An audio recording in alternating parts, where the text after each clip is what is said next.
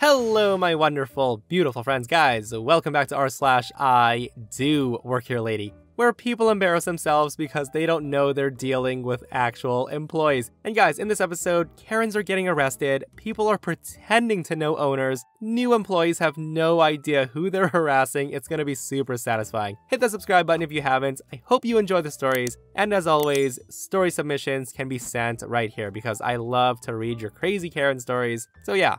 Let's dive in.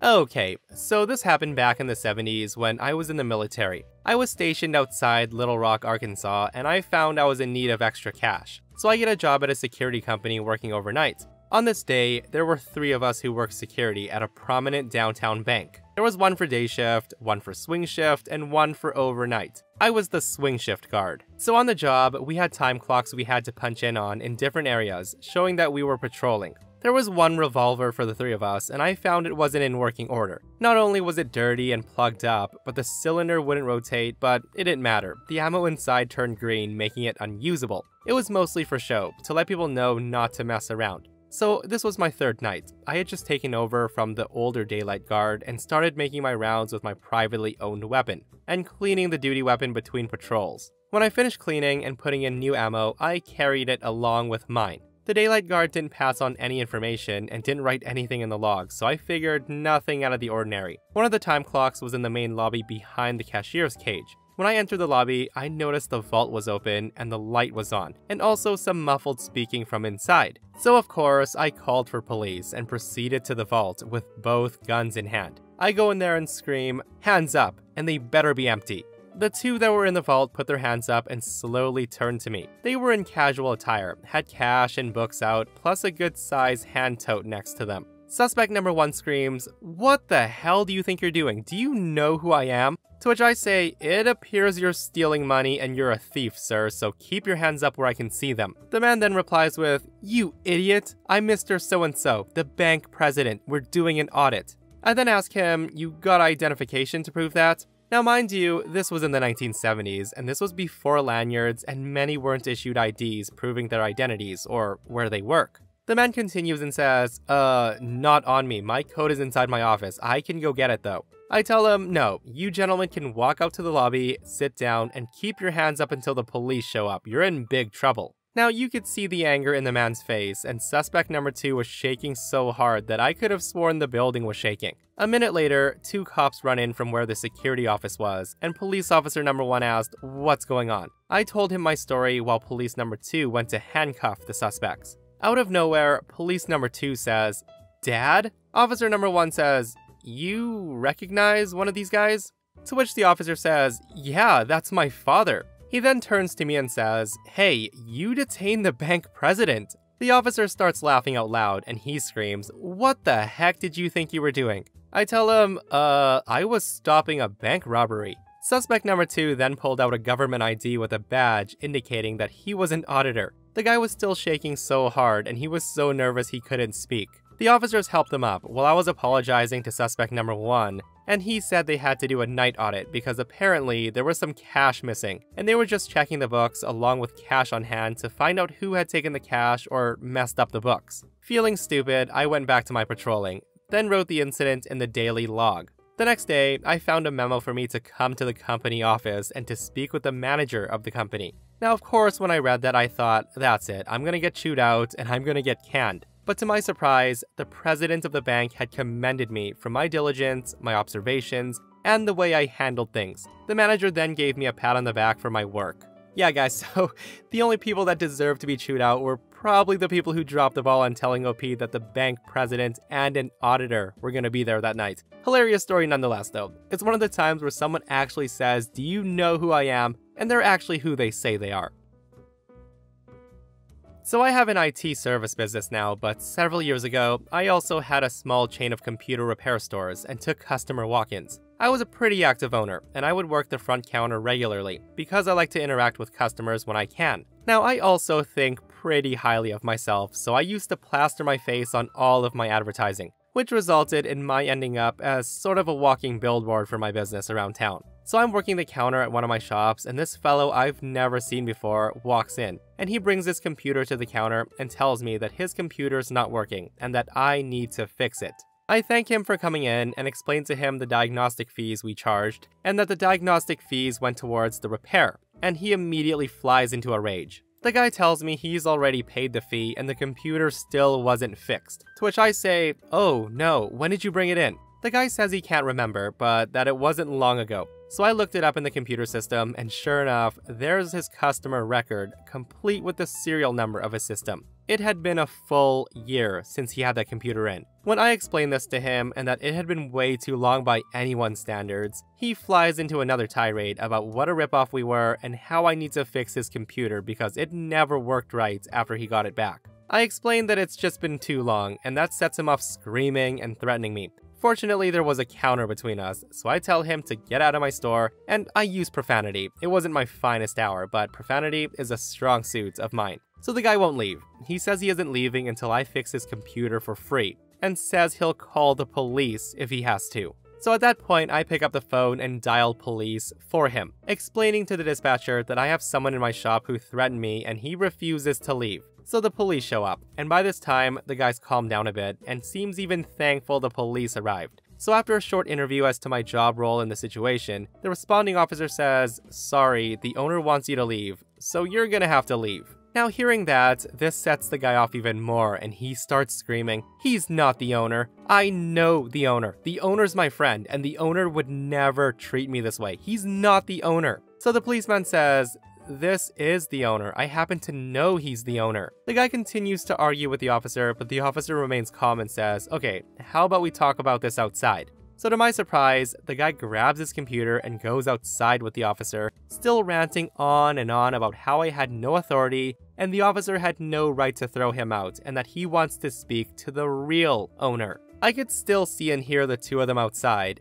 through the retail class doors as the police officer calmly points to the 9-foot-tall retail windows on the front of the store, with my photo taking up about 2/3 of that space, and my name and title in about 9-inch bold letters right under my giant, ugly face. So of course, seeing that, the man goes silent. You can see his face turning red as he packs up his computer into his car, hops in, and drives away. I never saw the guy again. I was really thankful one of my clerks didn't have to deal with that guy, but when I messaged them all the story, they all wished they had been there. Ugh, guys, it's just so cringy when someone says they know the owner when they don't. Especially when they use, "he's my friend," and they aren't, and they get embarrassed for it. Like, I'll still never understand why people feel they need to say that, like, it's gonna give them some sort of special treatment or something. And yeah, at least the guy got off without getting arrested, unlike the Karen in this next story. Okay, so on this day, I was working as a shift manager for Pizza Hut. It was a small town and my store was declining. We had a policy to just give it away. Anything wrong, we gotta give them exactly what they wanted for free. That was the order from the owner. Now, I was in the running for the store assistant position, so I was getting trained for it, learning order inventory, submitting financials, setting up shifts, etc. Honestly, it was a great gig. I made it a point though to only do giveaway to things that were logical, like messed up pizzas, etc. Because frankly, we were hemorrhaging money from them. Well, being in a small town at the only cheap pizza place made us short-staffed. That wasn't a problem for me since I'd do any of the work needed right beside any of my staff. Well, on this one night, it's a busy dinner time and some event is going on, so we're swamped. The phones are ringing off the hook, often backed up by 6 or more pizzas. So one of my waitress picks up one of the phones while running like a chicken. She starts her greeting while serving customers at the till. The lady on the phone interrupts her mid-greeting and demands to speak with a manager. My worker calls my name and shakes the phone at me, so I run up, grab it, hold it on my shoulder while I'm cutting and boxing pizzas as fast as the oven will give them to me. And I'm thinking, great, what pizza needs to be remade and where is this going? So I start my line and say, "Thank you for choosing Pizza Hut. What seems to be the issue?" The lady all of a sudden says, "I've been calling for 3 minutes," followed by a short pause. So I say, "Okay, what seems to be the issue?" She then repeats again and says, "I've been calling for 3 minutes now. I need..." She then proceeds to give me the order and says it's for delivery, yada yada yada. I apologize for her having to wait 3 minutes and, I get to the more standard stuff and say, "Okay, and you will be paying cash or card?" The woman on the phone says, "I'm not paying. It's free," followed by an awkward silence. So I say, "I'm sorry, but in order to get you these pizzas, you have to pay." She then says, No, I'm not going to pay. I waited 3 minutes for you guys to pick up the phone. This is free, and those pizzas will be here in 45 minutes. She then hangs up the phone, and I'm thinking, what the F? Well, in my book, that's not a free order. We have an almost 2-hour backup of orders now because we literally can't cook them any faster. It's a first come, first serve, and I'm definitely not sending my driver out there. Now, I have no idea what to expect, but my bones can feel that this will not be the end of it. Well, the rest of the night goes pretty smoothly, all things considered. Business finally slowed, and we could take care of dishes and the closing stuff. My bestie is actually one of my cooks, and at this point, it's just me and him in the store. So I'm closing down, the doors are locked, and I'm counting down the till when I hear a banging on the door. I look up, and there's a woman just banging away on it, hard. I then gesture at my wrist, and I mouthed, "Closed," as I try to convey every way to simply say, "Get the heck out, I don't want to deal with you." Now it can't be that simple, right? So I tell my buddy to get on the line with non-emergency and let them know that we might have a situation while I point at the back. He gets the message and steps into the kitchen to call while I try to figure out what her deal is. But I knew what her deal is and who she was. And of course, the only way to get words between us was to open that damn door, which I didn't want to do.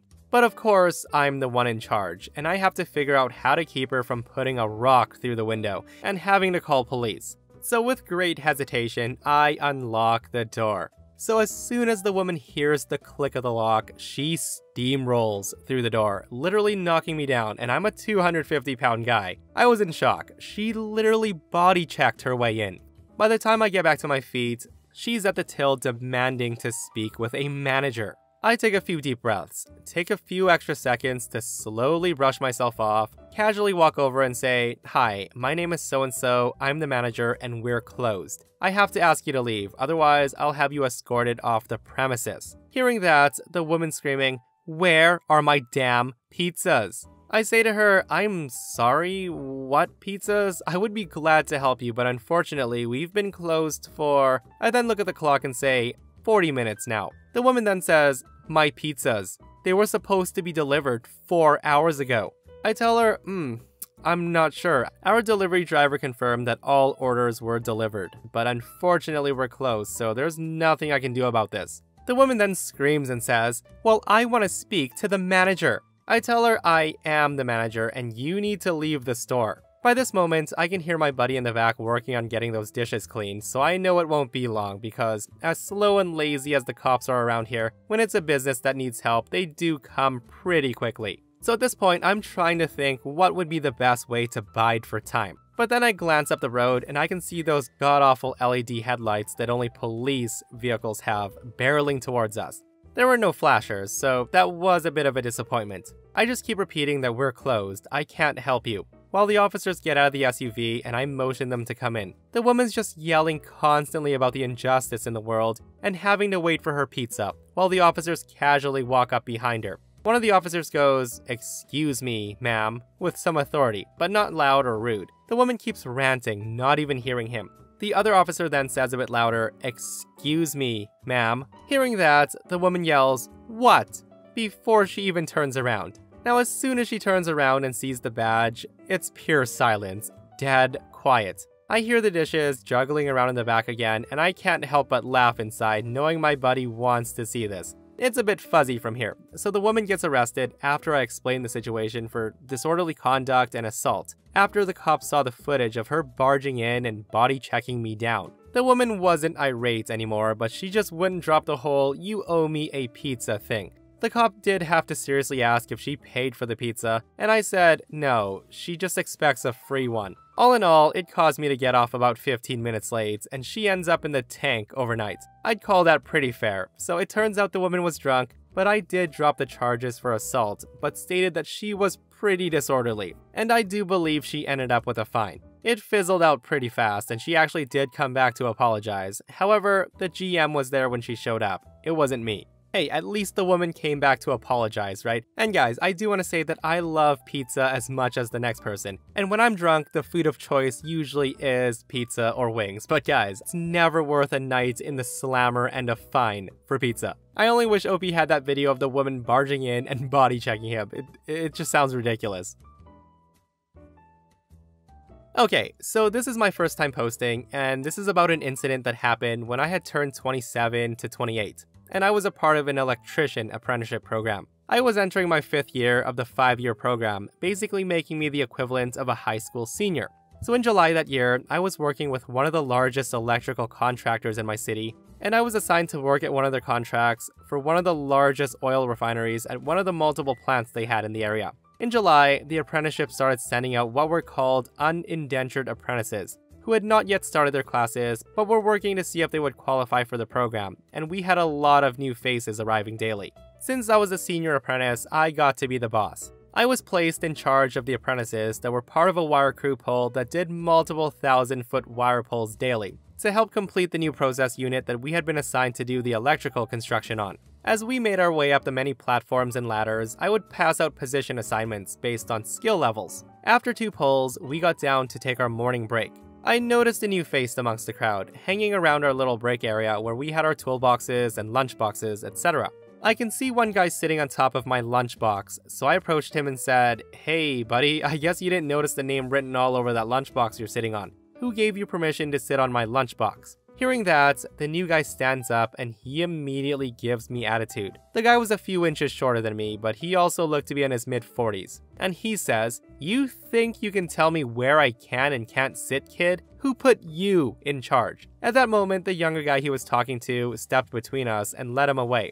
After the 15-minute break, me and my crew were gathered around the wire pull foreman to get ready for the next 5 pulls they had planned. At that time, a few of the new faces show up, led by the union steward, who introduces them to the foreman as we broke up to go to our assigned locations. As usual, I was at the front of the pull, lifting the wire up from the ground level. Over the walkie-talkie radio, I heard a lot of chatter and felt the wire being jerked from behind me. There were multiple calls on the walkie-talkie, demanding whoever's pulling and jerking the wire to get in rhythm. I could hear screaming to not pull so forcefully since we were at that moment pulling data wire that had fiber optics inside which could be damaged. So after the pull and tie down of the wire, I rushed down to my platform to the ground after my foreman called us down on the radios. And at this point, I'm livid and seeing red. I finally get to the bottom with my pull partner next to me trying to calm me down. I stop when I see my foreman yelling at the same guy who was sitting on my lunchbox. The foreman was screaming, "Are you some kind of idiot? We might have to do the entire pull all over again because of you and your pulling, despite us telling you over the radio to stop jerking the wire and to stay with the pull counts of 1, 2, 3 pull." The guy gives the foreman attitude. He stands up and looks down at our barely 5'4" foreman and looks like he's gonna punch him. So I proceed to run up and stand at my full 5'11" height between him and my foreman, and the idiot opens his mouth and says, "You, get the hell out of the way. This is between me and him. Who the hell are you to act like some big shot?" Now I calmly stood there and my foreman, as cool as a cucumber, goes, "The guy's actually your boss. He's the one in charge of the wire pull." The idiot then says, "My boss? He can't be. He's just a kid. He's probably barely 21, and he's telling me what to do?" The foreman then says, "Yeah, that's right. He's your boss, old man." The guy then stood there with the realization that he was up the creek without a paddle because he thought since he was older, he would be placed in charge of things. At this point, the union steward showed up and stood between him and the two of us and then turned to me and asked, "Hey, what's going on here?" The look of realization on the new guy's face got even wider, and he actually got pale when he realized the name on the lunchbox, over the radio, and the one the foreman mentioned were all me. As I explained the situation and how the new guy had basically ruined $100 per foot of a 1,000-foot wire pull, the new guy turned even paler when I did the mental math and mentioned it was $100,000 that he ruined, all because he was stubborn. At this point, the union steward looks at him, then looks at me, and then back at him, and then asks me directly, "Well, OP, you're in charge of the crew when it's in the air, so what do you want to do with him? Do you want to move him to another crew, a different plant, fire him since he's not officially in the program yet?" And hearing that, the new guy almost looks like he wants to faint as he looks in my angry eyes, silently pleading me to not fire him. I then say, start the termination proceedings, if Chaps, the foreman, agrees with me. The guy's a financial and safety liability since it's obvious he can't control his anger, let alone listen to instruction. My foreman then looks at the steward and with a gleam of joy in his eye, he says, I want him gone. Not from the refinery, but the company and the local. And yeah, we never saw that guy again. Honestly guys, I just want to say that this is very, very common in the trades. I've worked in the trades for over a decade now, and I can tell you, some older guys come in and think they run the place due to their age. Like, not all older guys, but some of them do. And yeah, I can't tell you the amount of times that people were fired from my job because they refused to listen to what a younger and less experienced kid had to say. But yeah, with that said, like refusing to follow instructions and destroying $100,000 worth of fiber optics cable, yeah, that's a good cause for termination. And that, my friends, brings us to another end of our /IDOWorkHereLady. Guys, I hope you enjoyed today's super satisfying lineup of stories. If you did, hit that thumbs up, subscribe if you haven't, and if you missed the last episode on the channel, I'm gonna link it right here. Opie has 2 Karen neighbors move in, and they are so entitled and petty, and they end up destroying their own house. It's such a crazy story. You guys have to listen to it if you haven't. So go check it out if you haven't, and myself and Stevie Boy will see you guys in the next one. We love you.